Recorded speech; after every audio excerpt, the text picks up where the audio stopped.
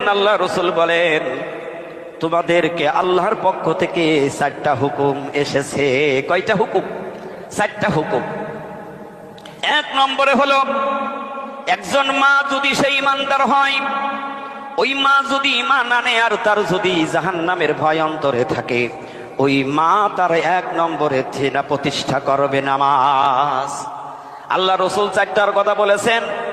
মা নামাজ আদায় করবে, রমজান মাসের ফরজ রোজা আদায় করবে, মা তার সতীত্বটাকে এমন ভাবে হেফাজত করবে, এই হেফাজত যদি করে, আর 4র্থ নম্বরে মা তার স্বামীর হুকুম মানবে, স্বামীর অবাধ্য হবে না। এই 4টা হুকুম যেই মা, যেই নারী, যেই সন্তান, যেই বোন মানবে, আল্লাহ রসুল বলেন তার জন্য জান্নাতের 8টি দরজা খোলা হবে। আল্লাহ রসুল বলেন